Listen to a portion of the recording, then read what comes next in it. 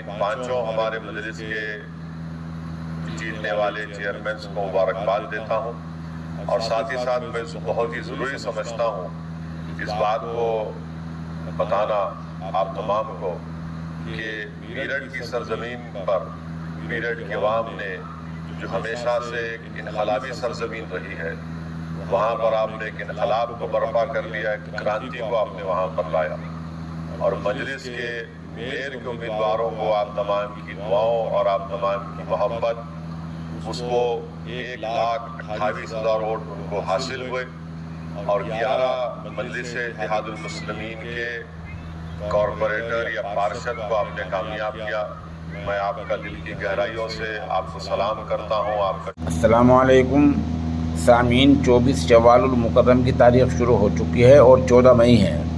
खबर का उन्वान है नगर पालिका चुनाव और मजलिस इत्तेहादुल मुस्लिमीन।